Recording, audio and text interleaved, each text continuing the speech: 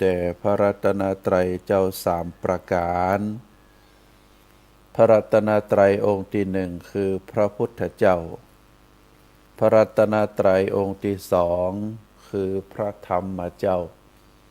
พระรัตนตรัยองค์ที่สามคือพระอริยสังฆเจ้าข้าพระพุทธเจ้าขอเคารพนบนอบกราบไหว้แตบใต้ไวยสาคุณพระรัตนตรัยเจ้าถึงสามประการโดยความเคารพสักการะเป็นอย่างยิ่งขอถวายความเคารพพระมหาเถรานุเถระเจ้าคณะพระสังฆาธิการครูบาอาจารย์ตลอดถึงพระภิกษุหนุ่มสามเณรน้อยจุตนจุองค์ขอเจริญพรศรัทธาญาติโยมนักศีลนักบุญผู้ที่กำลังรับฟังรายการทุกท่าน ต่อจากนี้ไปอาตมาภาพพระครูปริยัติกิจจาภิวัตรสำนักวัดพระสิงห์อำเภอเมืองจังหวัดเชียงใหม่จะได้น้อมนำเอาสาระธรรมคติธรรมชาดกธรรมเรื่องราวในต่างพระพุทธศาสนามามอบเป็นธรรมบรรณาการอาหารใจคือกับท่านสาธุชนได้พินิจพิจารณาถึงเนื้อหาสาระธรรมคติธรรมชาดกธรรมที่ใดอัญเชิญมาจาในครั้งนี้เพื่อที่จะให้เกิดสติปัญญาปารมีธรรมน้อมนำมาประพฤติปฏิบัติเมื่อได้ประพฤติปฏิบัติในสิ่งที่ถูกต้องตามศีลตามธรรมก็จะก่อให้เกิดความสุขอันเป็นความสุขตึงต่างกายความสุขตึงต่างใจซึ่งเป็นสิ่งที่เฮาท่านทั้งหลายมีความมุ่งมา่ปรารถนากันสิ่งที่เฮาต้องการก็คือความสุขสิ่งที่เฮาบ่ต้องการก็คือความทุกข์แต่ว่าความสุขกับความทุกข์เมื่อเฮาดำเนินชีวิตอันไหนที่เฮาจะมีนักอันไหนที่เฮาจะมีน้อยนั้นก็ขึ้นอยู่กับเจ้าของชีวิตบางทีบางครั้งบางผู้บางคน เกิดมาได้ดำรงคงตนอายุไขก็เป็นจำนวนนัก40 50 60 70 ปีบางครั้งบางคราวชีวิตของคนนั้นก็แทบที่จะหาความสุขบ่ได้เป็นความทุกข์ที่เกิดขึ้นกับจิตกับใจหน้านิ้วคิ้วขมวด บ่มีหน้าตายิ้มแย้มแจ่มใสกับคนอื่นเพราะว่าสิ่งที่ประเดประดังเข้ามาสู่ชีวิตก็จะเต็มไปด้วยความยากความลำบากความทุกข์ความขัดสนความสิ่งที่ยากที่จะก่อให้เกิดความสุขเพราะขาดที่สิ่งที่จะมีขาดสิ่งที่จะได้ขาดสิ่งที่จะเป็นขาดสิ่งที่จะเอาเมื่อบ่มีบ่ได้บ่เป็นแล้วก็แสวงหาบ่ได้จะเอาก็บ่มีจะเอาก็บ่ได้ก็ทำให้เกิดความทุกข์ความยากความลำบากทำให้จิตใจท้อถอยทำให้จิตใจบ่สามารถที่จะ พล่องใสคลายเครียดได้บ่มีความปลอดโปร่งโล่งใจคล่องใจบ่มีความสะดวกใจมีแต่สิ่งที่มาบีบคั้นติดขัดข้องบุคคลเหล่านี้ตามที่ว่ามานั่นก็จะหาความสุขในชีวิตบ่ได้พระพุทธศาสนาครูบาอาจารย์ก็ได้แนะนำพร่ำสอนบอกเส้นทางแห่งชีวิตว่าขอให้ทำจะนี้ควรจะทำอย่างอี้ทำอย่างอั้นชีวิตก็จะมีความสุขขึ้นดีขึ้นต้องดึงจิตดึงใจดึงความคิดให้มาหากับความจริงของชีวิตให้ได้ครูบาอาจารย์เปิ้นก็จะแนะนำเป็นลักษณะแบบนั้นบางผู้บางคนก็ได้นำจิตนำใจกลับมาพิจารณาตามความเป็นจริงของชีวิต บั้นท้ายสุดท้ายก็ได้ปะ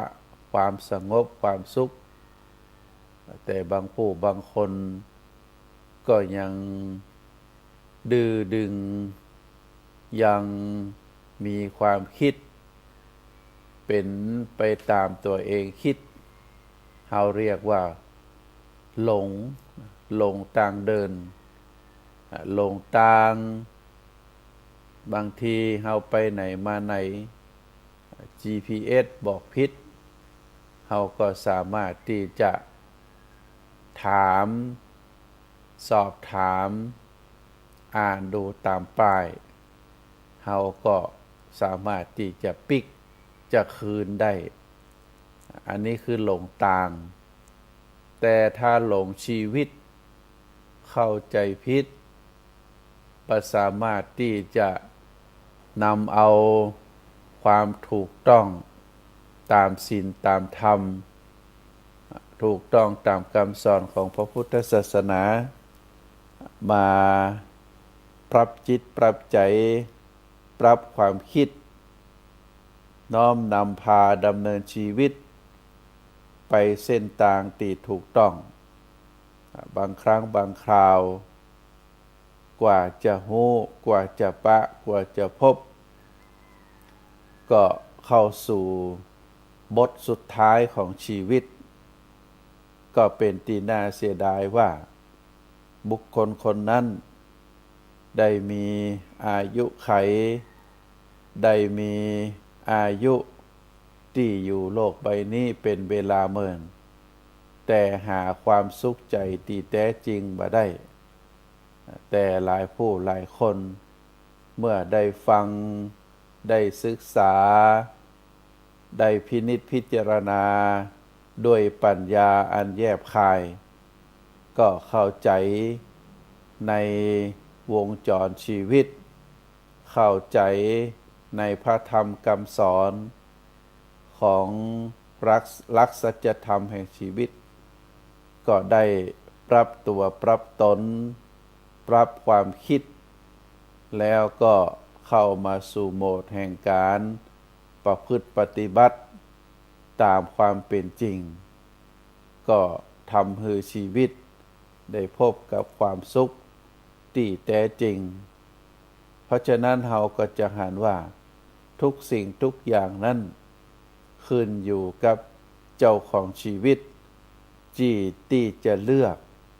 ที่จะพิจารณาที่จะนำพาตัวนำพาตนนำพาจิตนำพาใจไปสู่เส้นทางแห่งความดีท่านสาธุชนทั้งหลายก่อนอื่นก็ขออนุโมทนาในความเมตตาของคลื่นสถานีวิทยุคลื่นพระพุทธศาสนาแห่งนี้ที่ได้อำนวยความสะดวกคือน้ำเสียงเรียงนามของครูบาอาจารย์ได้มีโอกาสน ระธรรมคำสอน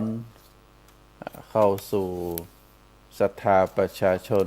นักศีลนักบุญที่กำลังรับฟังรายการโดยการนำของท่านผู้อำนวยการที่ได้ให้โอกาสให้เวลาที่ทำให้ผู้จัดรายการได้มีโอกาสได้มาปะกับท่านสาธุชนตามเวลาที่ได้กำหนดไว้ในวันเวลาที่ได้เป็นปฏิทินของทางสถานีคลื่นวิทยุเฮาต่างหลายบางทีอาจจะมองข้ามไปเพราะว่ามีเครื่องไม้เครื่องมืออื่นๆเข้ามาแทนอย่างเช่นโทรทัศน์หรือบางทีก็เครื่องมือสื่อสารประจำตัวอันได้แก่โทรศัพท์มือถือหรือ iPad ตลอดถึงคอมพิวเตอร์ที่เข้ามาแทนแต่ว่าความเป็นวิทยุก็ยังถือว่าเป็นเครื่องมือสื่อสารที่มีคุณประโยชน์ต่อคนเป็นจำนวนนักที่ว่ามีประโยชน์นั้นบางผู้บางคนก็บ่สะดวกที่จะดูเล่นมือถือต่างเฟซต่างไลน์เพราะว่าสายตาประการหนึ่งสายตาบดีประการที่สองก็คือบ่สะดวกต้องทำการทำงานบ่มีเวลาที่จะมานั่งเคลียร์โทรศัพท์แต่ก็ได้เปิดเครื่องรับวิทยุแล้วก็ทำให้น้ำเสียงเรียงนามของผู้จัดรายการของครูบาอาจารย์หลายๆคลื่นเปิดมีตารางไว้ไผเป็น FC ของผู้จัดรายการท่านใดเฮาก็ไปฟังตามเวลานั้นๆก็จะได้ความรู้ความเข้าใจคลื่นสถานีวิทยุนั้นมีหลายคลื่นโดยเฉพาะคลื่นพระพุทธศาสนาในจังหวัดเชียงใหม่จังหวัดใกล้เคียงต่างอำเภอก็มีหลากหลายสถานีก็ศรัทธาท่านสาธุชนก็จะต้องเลือกจะต้องเลือกเอาเวลารับประทานอาหารเฮาก็เลือกเอาอาหารที่อุ่นๆร้อนๆเลือกเอาอาหารที่ได้รับการปรุงแต่งด้วยความสะอาดเลือกเอาอาหารที่เฮาชอบเฮามักและสิ่งสำคัญที่สุดที่เฮาเลือกอาหารนั่นก็เพราะว่าอาหารนั่นมีคุณมีประโยชน์ต่อร่างกายอาหารอันใดเป็นของแสลงอาหารอันใดถึงแม้ว่าจะถูกปากถูกคอแต่ว่าเมื่อรับประทานเข้าไปแล้วเป็นของมีโทษต่อร่างกายเป็นของสุกดิบเป็นของที่มีสารเจือปนอย่างเฮาก็บ่เอาเฮาก็บ่ฮับเฮาก็บ่รับประทานเข้าไปฉันใดสิ่งที่เฮาฟังจากคลื่นสถานีวิทยุทุกแห่งทุกประการทุกสถานที่ก็มีถึงส่วนดีมีถึงส่วนที่บ่ดีเฮาฟังแล้วเฮาบ่สบายใจเฮาฟังแล้วก็มันบ่ถูกต้องตามศีลตามธรรม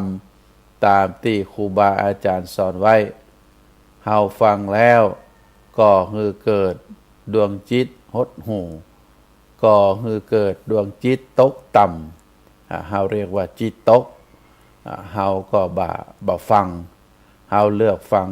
เฉพาะรายการที่ดีๆรายการที่เป็นประโยชน์ รายการที่เฮาจะเกิดความรู้เกิดสติปัญญา รายการใดที่เฮาฟังแล้วก็ฮือเกิดกิเลสก็ฮือเกิดตัณหาราคะก็ฮือเกิดความอาฆาตพยาบาทเบียดเบียนก็ฮือเกิดความสะสมสิ่งที่บดีที่อยู่ในจิตในใจเฮาฮือแน่นหนามั่นคงถาวรยิ่งขึ้นเฮาก็บ่ฟังเฮาก็สลัดออกเฮาเลือกเอาสิ่งที่ถูกต้องถูกทำถูกกฎหมายบ้านเมืองที่จะสั่งสอนให้เฮาทำอย่างอีเป็นต้นเพราะฉะนั้นการฟังนั้นก็มีหลายระดับมีหลายเรื่องมีหลายราวเฮาในฐานะที่เป็นเจ้าของหูนะเฮาก็จะต้องเลือกเอาสิ่งที่ดีสิ่งที่มีคุณค่า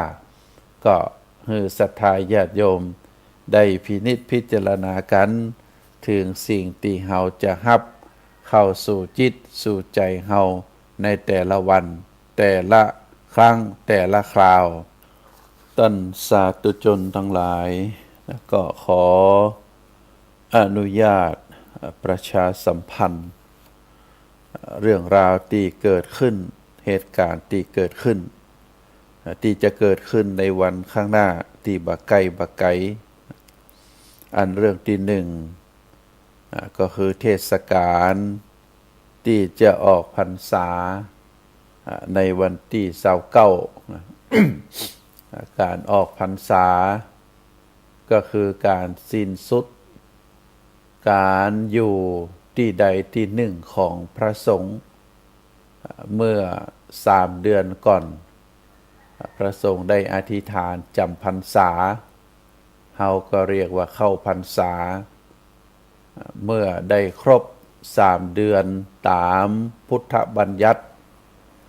ก็พระสงฆ์ก็จะได้ปวารณาออกพรรษาก็เจ้าพุทธเฮาในฐานะที่เป็นอุบาสกอุบาสิกาก็ได้ประพฤติวัดอนุวัตตามจารีตประเพณีของพระสงฆ์ก็ได้ตั้งใจบำเพ็ญบุญบำเพ็ญกุศลตามที่ตัวเองได้อธิษฐานไว้บางผู้บางคนก็ได้ทำตามสิ่งที่จิตอธิษฐานไว้อย่างเป็นต้นว่าทุกวันพระก็ได้ได้มาวัดได้ทำบุญตักบาตรได้ทำวัดสวดมนต์ได้ฟังเทศน์ฟังธรรมได้ทำบุญครบตามบุญกิริยาวัตถุถึง3 ประการมีการฮือตาลรักษาศีลเจริญจิตภาวนาดูจิตดูใจของตัวเก่าก็ได้ทำตามที่ได้อธิษฐานไว้ครบทุกประการก็เป็นที่น่าชื่นชมเป็นที่น่าอนุโมทนาบุญบางผู้บางคนอาจจะทำได้ประมาณสัก 70% หรือ 50%จากที่จะได้มาวัดมีเหตุจำเป็นไปหั่นไปนี่ตรงกับวันศีลวันพระมาก็มีเหตุจำเป็นที่จะต้องรีบไปทำก่อน เกี่ยวกับบุคคลใกล้ชิด บุคคลในครอบครัวหรือเป็นเหตุการณ์ที่จำเป็นจะต้องดำเนินการ อันนี้เฮาก็บ่ว่ากันนะก็อย่างน้อยก็ได้ 50% 70% ก็ยังดีแต่หลายผู้หลายคนอาจจะตั้งจิตตั้งใจไว้แต่บ่ได้มาสักกรรมอาจจะเกิดความเจ็บไข้ได้ป่วยหรืออาจจะเกิดความเฮาเรียกว่าเกิดกิเลสความขี้ค้านความขี้เกียจขึ้นมาในจิตในใจพอถึงวันพระวันศีลจะมาก็บ่ได้มาสักกรรมบ่ได้ทำสักกรรมเกิดความขี้ค้านอย่างอีเป็นต้นก็ ส่วนผู้ใดที่มีความเหตุจำเป็น เฮาก็บ่ว่ากัน แต่ถ้าเกิดจากความขี้เกียจความขี้ค้านความบาหันความสำคัญของการที่จิตที่ใจได้อธิษฐานไว้บางทีเราก็เรียกว่าเป็นคนไร้สัจจะเป็นคนไร้สัจจะบ่ได้เอาความตั้งใจที่ตั้งไว้ดีแล้วมาทำสักกรรมได้ถูกความโลภความโกรธความหลงได้ถูกเปื้อนจักจุงไปในต่างที่บดีจนลืมวัดลืมวาลืมวันพระวันศีลอย่างอีก็มีก็ฝากให้ศรัทธาญาติโยมลองพินิจพิจารณาดูว่า ใน3 เดือนที่ผ่านมาวันเข้าพรรษาเฮาได้อธิษฐานจิตว่าจะได้พ่องเมื่อจะออกพรรษาในวันที่29เฮาก็จำเป็นจะต้องมาทบทวนแต่ถ้าเฮาคิดว่าการกำหนดเวลาอย่างเช่นเทศกาลเข้าพรรษามันเป็นสิ่งสมมุติเป็นสิ่งที่กำหนดขึ้นมาเองแต่ในชีวิตจริงของเฮาจะต้องทำถึงวันทำตลอดทำทุกครั้งทำแบบตั้งใจที่จะนำพาชีวิตของเฮาเข้าสู่ถนนแห่งความดีเข้าสู่ถนนแห่งคนดีเข้าสู่ถนนบนเส้นทางแห่งกัลยาณชนอริยชนเปิ้นทำกันเฮาจะยกระดับตัวตนของเฮาจากความเป็นปุถุชนคนที่เต็มไปโดยกิเลสเต็มไปด้วยตัณหาราคะเต็มไปด้วยความอาฆาตพยาบาทแล้วก็มาสู่เส้นทางแห่งความเป็นคนดีเฮาเรียกว่ากัลยาณชนเป็นคนดีอย่างน้อยเป็นคนดีก็คืออยู่ในศีลในธรรมนำพาตัวเก่ามาสู่เส้นทางแห่งความดีแล้วก็ได้ประกอบคุณงามความดีอย่างต่อเนื่องอย่างสม่ำเสมอ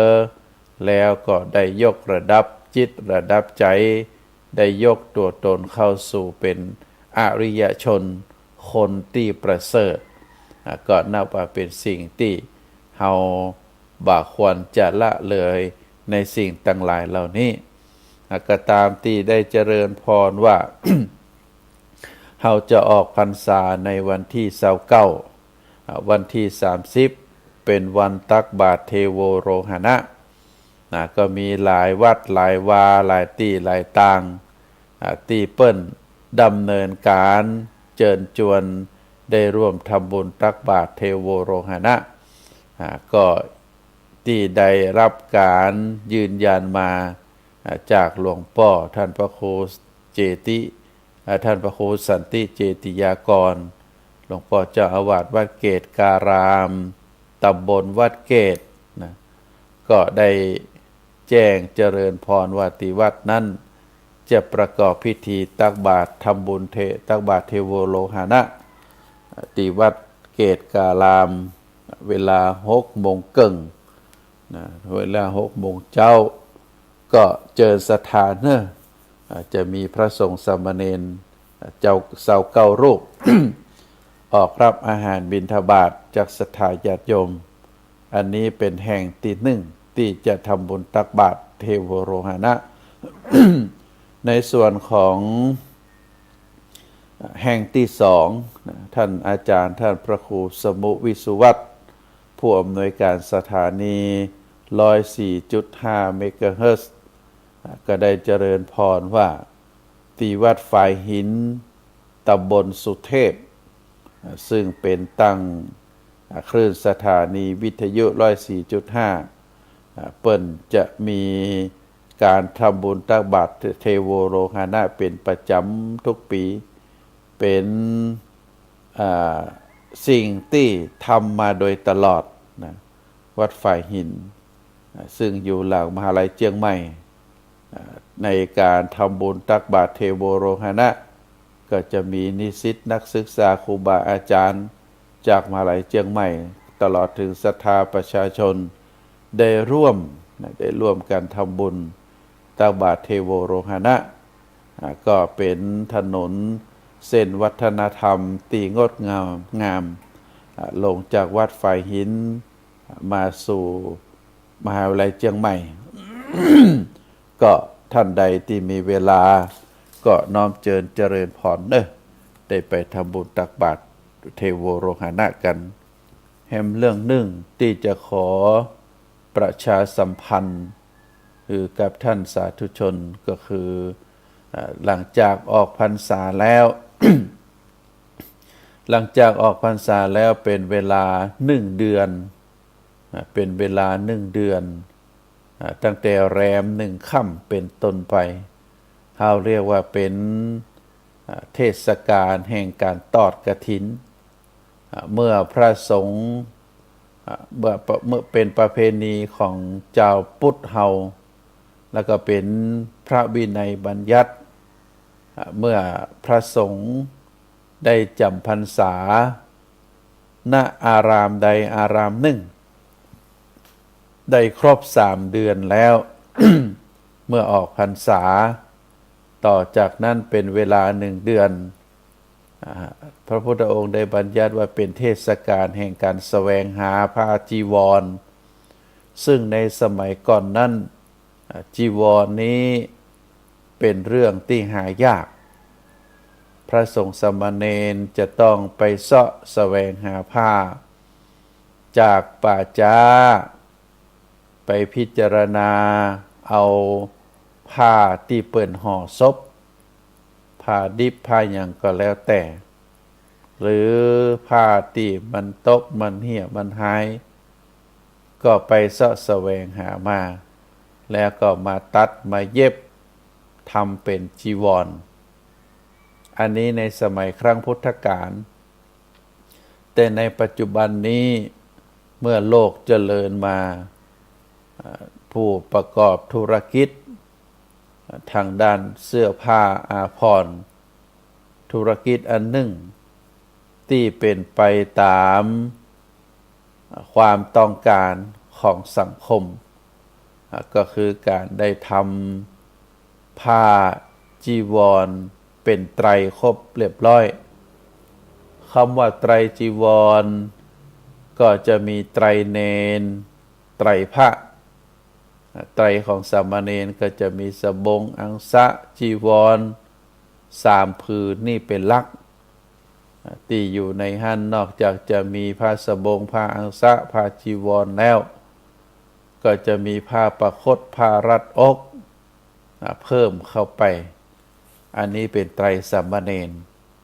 ส่วนไตรจีวรของพระภิกษุก็จะมีสบงมีอังสะมีจีวรมีสังฆติเพิ่มสังฆติเข้ามาแล้วก็จะมีผ้ารัดอกผ้าประคตเอวผ้ารับประเคนอย่างอีเป็นต้นก็จะอยู่ในไตรจีวรปัจจุบันนี้การเสาะแสวงหาผ้าไตรจีวรแบบสมัยเก่าก็บ่มีละก็ได้มีศรัทธาญาติโยมได้เอามาจำหน่ายเราเรียกว่าจำหน่ายเป็นร้านจำหน่ายสังฆพันธ์ตึงจีวรตึงสิ่งของต่างๆบ่ว่าจะเป็นบาตรเป็นเครื่องกรองน้ำมีดลับหินสำหรับโกนศีรษะอีเป็นต้นตลอดถึงธูปเทียนสิ่งที่ประกอบในการทำบุญทำกุศลเขาจะถวายบอกว่าจะเป็นปิ่นโตแก้วน้ำรองเท้าตลับปัดก็จะมีจำหน่ายเรียบร้อยในสมัยปัจจุบันบ่เหมือนในสมัยข้างพุทธกาลเมื่อโลกได้เจริญวัตถุได้เจริญมีการจำหน่ายจ่ายแจกก็ทำให้ศรัทธาญาติโยมเกิดความสะดวกสบายที่จะถวาย ผ้าไตรจีวรแด่พระสงฆ์สามเณรผู้ที่จำการพรรษาในรูปแบบของกฐิน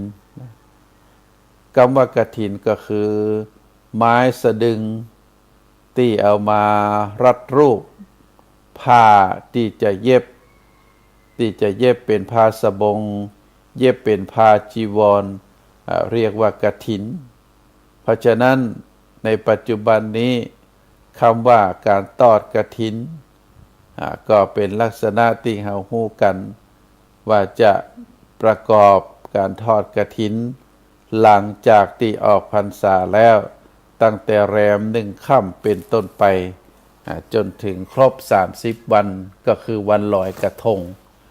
ในช่วงนี้เป็นเทศกาลการทอดกฐินก็เจริญพรศรัทธาญาติโยมเนอะวัดในที่มีกฐินอย่างน้อยเขาก็ไปทำบุญกันที่ไปทำบุญงานทอดกฐินบางทีก็เป็นเจ้าภาพบางทีก็เป็นเจ้าภาพร่วมบางทีก็ไปร่วมอนุโมทนาคนที่เฮาฮู้จักเพราะฉะนั้นการทอดกฐินที่ถูกต้องตามพระธรรมวินัยก็คือเป็นการเอาผ้าไตรจีวรมาถวายแด่พระสงฆ์ที่จำพรรษาครบไตรมาสอันนี้เป็นเรื่องที่เกิดขึ้นหลังจากที่เข้าพรรษาเพราะฉะนั้นในปีหนึ่งมีครั้งเดียวเราเรียกว่ากาลทานในการทอดกฐินก็เชิญชวนศรัทธาญาติโยมผู้ที่เป็นนักสะสมบุญนักสะสมกุศลนักสะสมบารมีธรรมก็ได้หันศรัทธาญาติโยมหลายผู้หลายคนทุกวัดทุกวาหรือวัดประจำตระกูลวัดที่เฮาฮู้จักเมื่อเปิ้นได้ทอดกฐินเฮาก็ไปร่วมกันไปอนุโมทนาบุญเปิ้นก็ถือว่าได้ทำด้วยตัวเอาสังขารเอาร่างกายเฮาไปร่วมแล้วก็มีปัจจัยเงินทองเท่าใดบัดนักบัดน้อยทำด้วยความเต็มใจทำด้วยความตั้งใจเมื่อทำแล้วเฮาบ่เดือดร้อนถึงตัวเฮาเองบ่เดือดร้อนถึงลูกถึงหลานอันนี้ก็ถือว่าเป็นสิ่งที่ดีเป็นสิ่งที่น่าอนุโมทนานอกจากการทอดกฐินแล้วก็จะมีการตักบาตรเทโวโรหณะตามที่ได้เจริญพรมาซึ่งก็เป็นพิธีกรรมที่เกิดขึ้นกับทุกวัดทุกวาเหมือนเดียวกันก็เพราะว่าเป็นหลักพระวินัยเป็นหลักธรรมที่พระพุทธองค์ได้ทรงบัญญัติไว้เฮาในฐานะที่เป็นพระศาสนาเป็นศาสนาพุทธเป็นพระศาสนาที่เฮาเรียกว่าเป็นเถรวาทหรือเป็นหินยานเป็นกลุ่มศาสนาพุทธที่ได้ยึดเอาพระธรรมวินัยเป็นหลักซึ่งธรรมวินัยนั้นก็ปรากฏอยู่ในพระไตรปิฎกเฮาได้ยึดถือได้ปฏิบัติกันมาโดยตลอดโดยมีบุรพาจารย์เฮาได้เป็นต้นแบบเฮาก็ได้ดำเนินความเป็นศาสนาพุทธพิธีการบ่ว่าจะเป็นเรื่องของโบสถ์วิหารศาสนวัตถุบ่ว่าจะเป็นศาสนธรรมเฮาก็ช่วยกันเผยแพร่ช่วยกันปฏิบัติแล้วก็มาถึงศาสนบุคคลเฮาก็ได้บางคนก็ได้ออกบวชออกบรรพชาเป็นพระภิกษุเป็นสามเณรได้ศึกษาห้ำเฮียนพระธรรมคำสอนตามตามหอยที่บุรพาจารย์ได้กระทำไว้อันนี้ก็ถือว่าเป็นแบบเป็นอย่างที่เฮาท่านทั้งหลายบ่ลืมบ่ละได้ประพฤติปฏิบัติมาโดยตลอดนอกจากการตักบาตรเทโวโลหณะการทอดกฐินแล้วในวันลอยกระทง ก็จะมีการบูชา นะในจังหวัดเชียงใหม่เฮาหรือจังหวัดดินแดนล้านนาหลายๆหลายๆจังหวัดก็จะมีประเพณีเกี่ยวข้องทางพระพุทธศาสนาออกมาในรูปแบบทำเครื่องสักการะทำเครื่องสักการะคือปรากฏทำเครื่องสักการะที่จะบูชาพระพุทธพระธรรมพระสงฆ์หรือพระรัตนตรัยคือปรากฏคืองดงามเราก็เรียกว่าเอาไปลอยกระทงนะในส่วนของการลอยกระทงนอกจากจะเอาไปลอยตีน้ำแล้วสิ่งหนึ่งที่เราหันบุรพชนบรรพชนเปิ้นได้ทำกันก็คือการได้บูชาพระธาตุเจดีย์บูชาพระพุทธรูปที่สำคัญโดยการจุดเทียนจุดโคมในคืนวันเพ็ญอย่างอีเป็นต้นเพราะฉะนั้นก็ฝากศรัทธาญาติโยมนะการได้ประพฤติปฏิบัติเช่นเดียวกับบุรพาจารย์เปิ้นได้กระทำมาเฮาก็ได้ร่วมใจกันนะบ่ว่าจะเป็นอยู่ในไกลวัดวาใดเฮาก็ไปทำบุญสุนทานในวัดวานั้นก็ฝากคือศรัทธาญาติโยมได้พินิจพิจารณากันท่านสาธุชนทั้งหลาย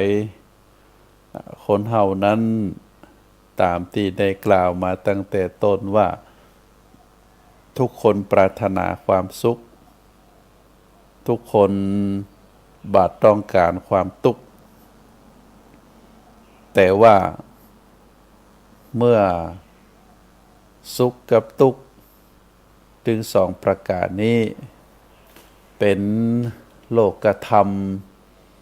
เป็นธรรมะตีกู่กับโลกเมื่อเป็นลักษณะแบบนี้แล้วเฮาในฐานะที่เกิดมาเป็นคนหนึ่งเฮาจะทำจะใดว่าชีวิตของคนเฮานั้นจะเป็นชีวิตที่มีความสุข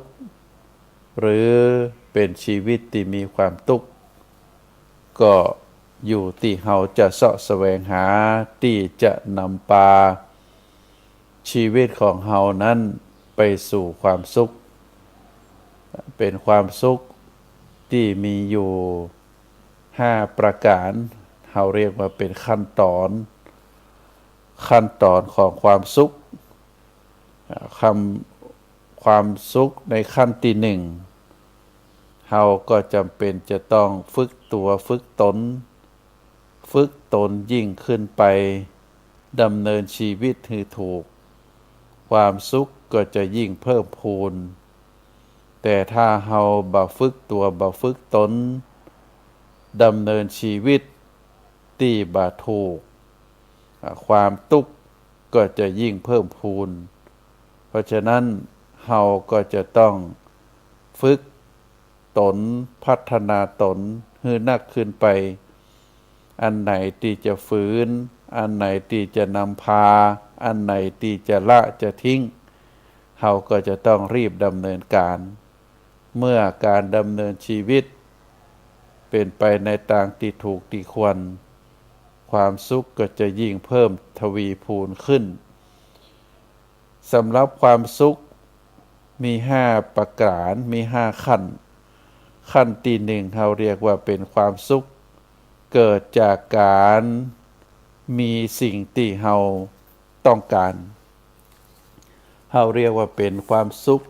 ที่จะเกิดจากการเสพวัตถุการได้สิ่งที่บำรุงภายนอกมาปนเปื้ออะไรหยัง ปนเปื้อตาหูจมูกลิ้นกายตาได้ดูสิ่งที่ดีสิ่งที่งามหูได้ฟังสิ่งที่เพราะบ่ว่าจะเป็นเพลงเป็นเรื่องราวต่างๆจมูกก็ได้ดมได้กลิ่นเป็นกลิ่นหอมลิ้นก็ได้สัมผัสอาหารที่มีรสอร่อยรสที่ถูกปากถูกคอกายก็ได้สัมผัส สิ่งที่มันเป็นอ่อนเป็นนุ่มเป็นบะแข็งเป็นความอบอุ่นบ่ฮ้อนบ่หนาวเกินไปบ่ถูกซัดต่อยบ่ถูกซัดกัดอย่างอี้เป็นต้นเฮาเรียกว่าเป็นความสุขที่คนทั้งหลายในโลกนี้ปรารถนากัน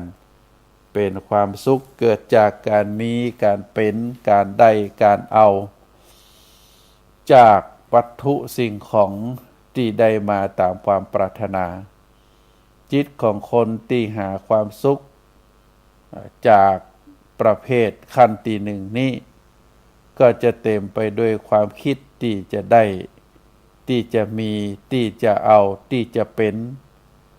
ที่จะแสวงหาเมื่อเป็นลักษณะแบบนี้ตลอดชีวิตของคนประเภทนี้ก็จะเต็มไปด้วยความอยากที่จะมีอยากจะได้อยากจะเป็นอยากจะเอาเมื่อได้มาแล้วก็มีความสุขแต่เป็นความสุขที่ชั่วคราวเมื่อความอยากได้หัน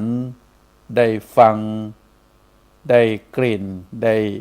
ลิ้มรสได้สัมผัสในสิ่งที่มันดีขึ้นมันนักขึ้น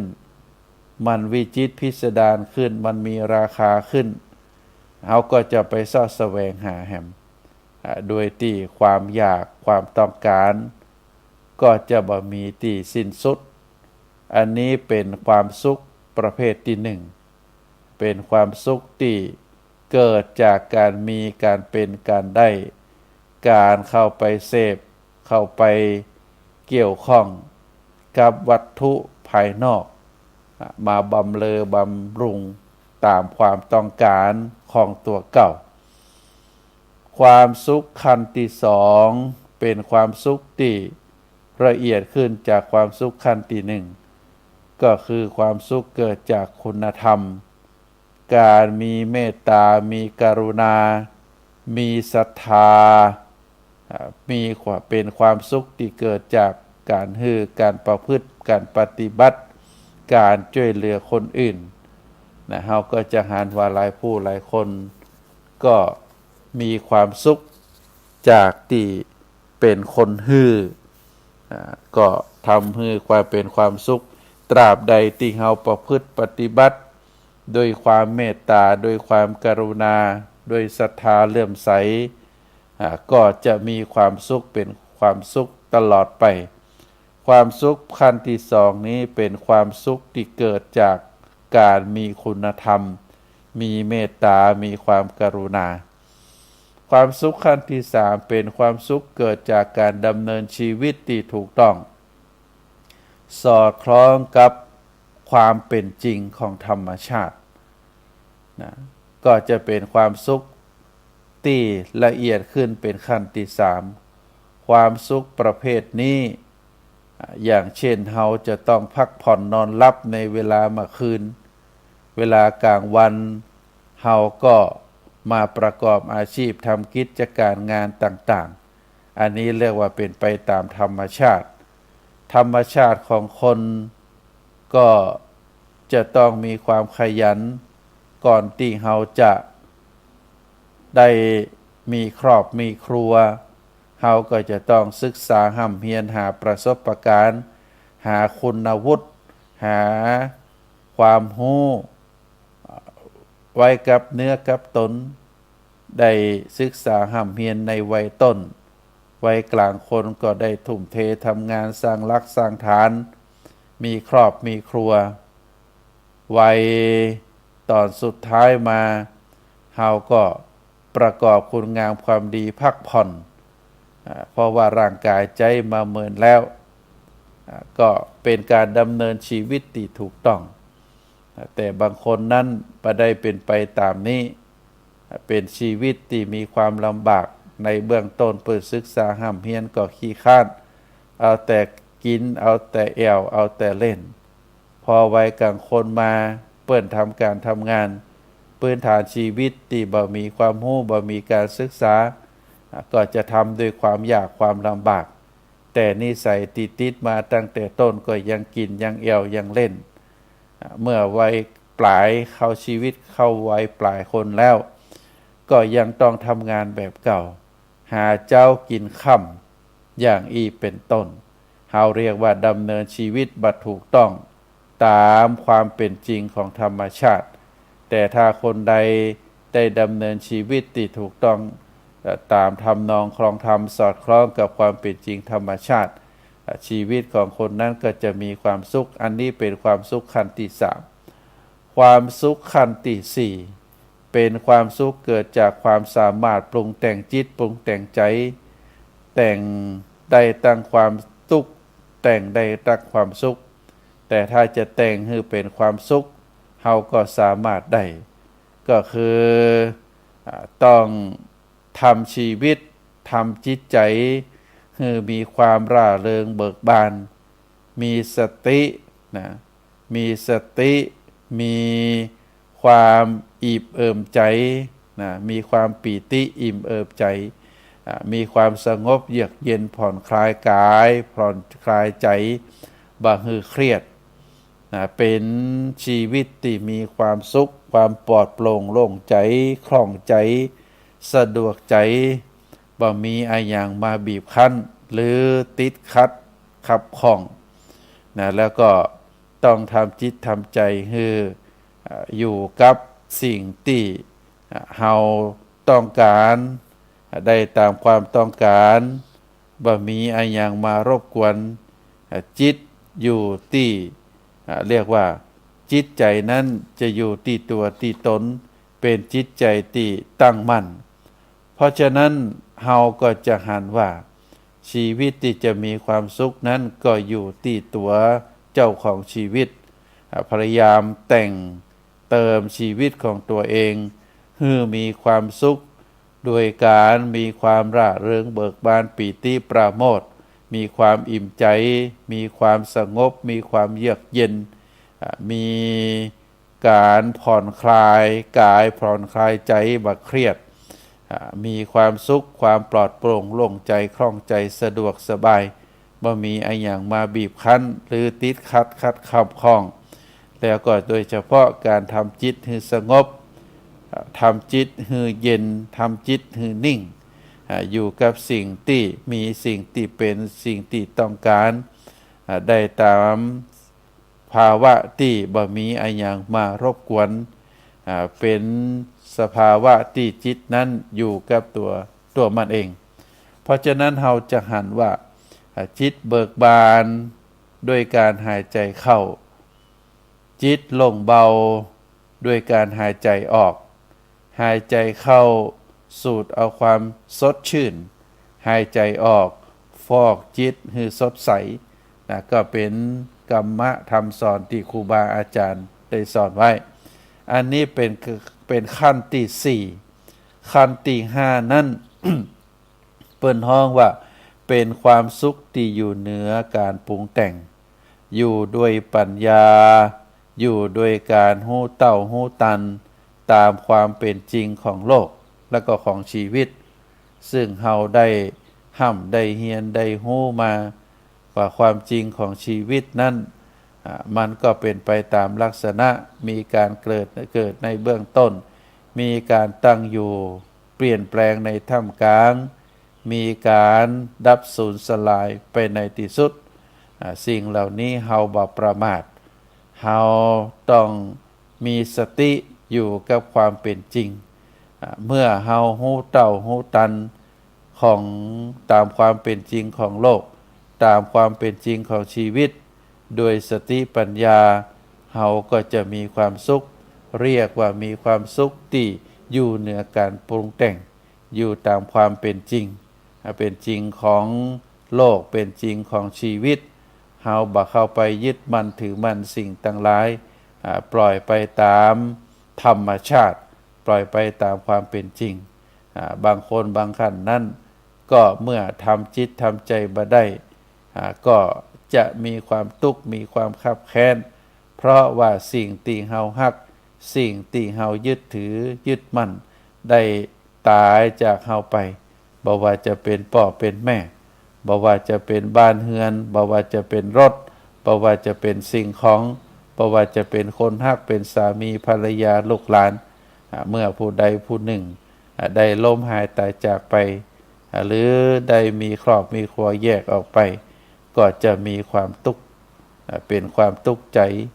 นะว่าอันนั้นจะได้จากเข้าไปอันนี้จะได้ตายจากเข้าไปอันนั้นไปไหน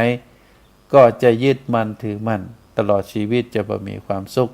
เพราะฉะนั้นท่านสาธุชนทั้งหลายนะเป็นเรื่องง่ายๆที่เฮาท่านทั้งหลายนะต้องพิจารณาถึงความเป็นจริงก็คืออยู่ที่การฝึกตนนะศรัทธาญาติโยมถ้าเฮาฝึกตนนักขึ้นฝึกตนดีขึ้นฝึกตนให้เป็นแบบแผนขึ้นเฮาก็จะดำเนินชีวิตจากการที่ฝึกมาก็ทำให้การดำเนินชีวิตที่ถูกต้องเป็นชีวิตที่ถูกต้องตามธรรมตามความเป็นจริงแล้วก็จะมีความสุขนักยิ่งขึ้นความสุขขั้นที่หนึ่งก็คือเกิดจากการมีการได้การครอบครองสิ่งของมาสนองมาสนองตามความต้องการของตาหูจมูกลิ้นกายก็เมื่อบ่ได้สิ่งต่างหลายเหล่านั้นหรือสิ่งต่างหลายหายไปเราก็จะมีความทุกข์แต่ถ้าได้มาก็จะมีความสุขแต่เป็นความสุขที่ระยะสั้นเพราะฉะนั้นจิตของคนที่หาความสุขจากการมีการเป็นการได้ครอบครองการได้บำเรอได้รับการบำเรอบำรุงจากสิ่งต่างหลายภายนอกก็จะเป็นไปด้วยความคิดที่จะมีที่ได้จะเอาจะเป็นก็ทำให้ได้เกิดการแสวงหาอยู่ตลอดเวลาก็เป็นความสุขที่บัจีรังยั่งยืนแต่ถ้าเป็นความสุขเกิดจากคุณธรรมจิตที่มีเมตตากรุณาช่วยเหลือมีศรัทธาความเลื่อมใสก็จะเป็นความสุขที่เกิดจากการได้ได้บริจาคได้ช่วยเหลือคนอื่นก็จะเป็นความสุขที่ยั่งยืนขึ้นตราบใดที่เราประพฤติปฏิบัติเราก็จะมีความสุขแล้วก็ประการต่อมาก็คือความสุขเกิดจากการดำเนินชีวิตที่ถูกต้องสอดคล้องตามความเป็นจริงของธรรมชาติก็ทำให้เป็นชีวิตเป็นความสุขเป็นชีวิตที่มีความสุขที่ยั่งยืนตราบใดที่เราได้พิจารณาถึงตามความเป็นจริงเข้าใจเราก็จะมีความสุขแล้วก็ขั้นที่สี่ความสุขที่เกิดจากการเรียกว่าปรุงแต่ง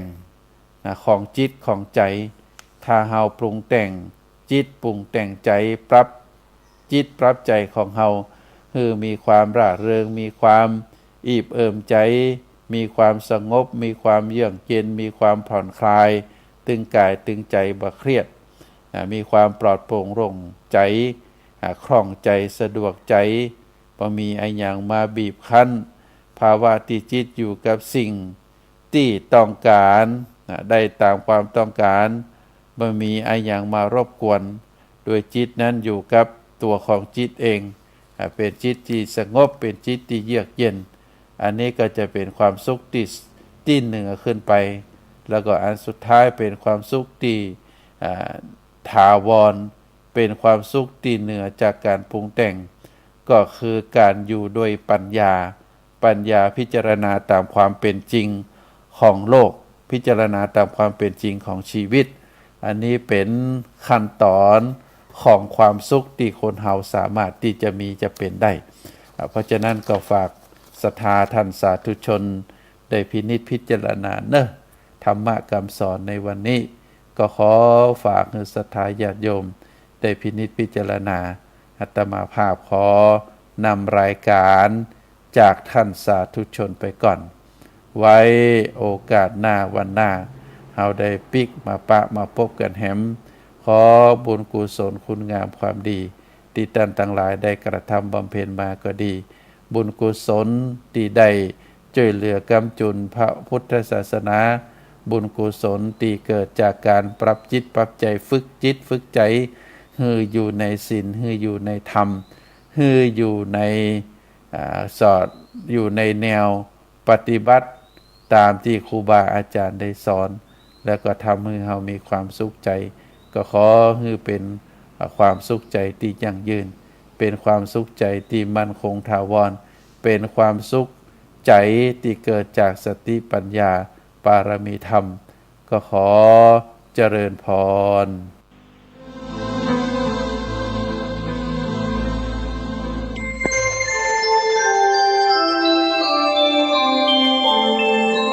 ขณะนี้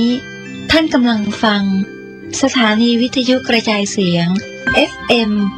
104.5 เมกะเฮิรตซ์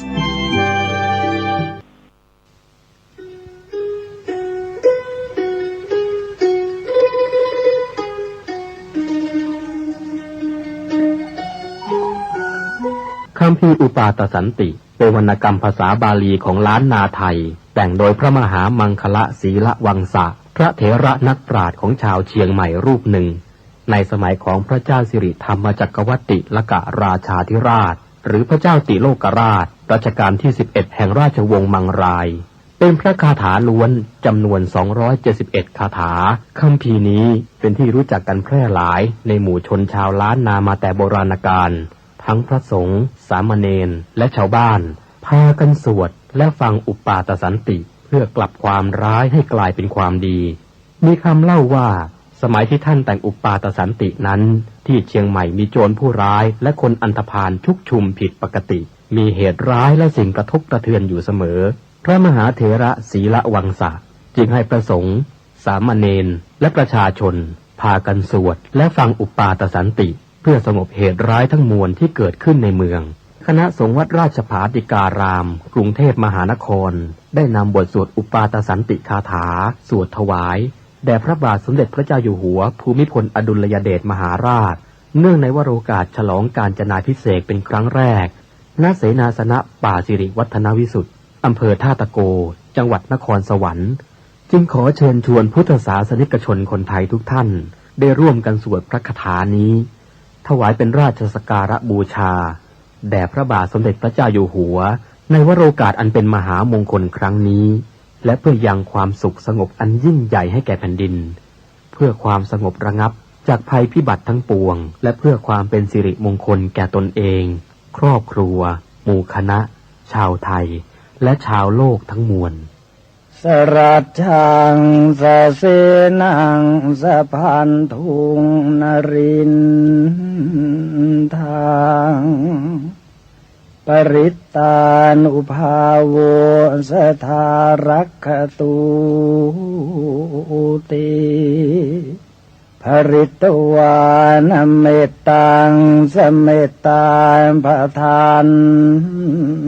ตา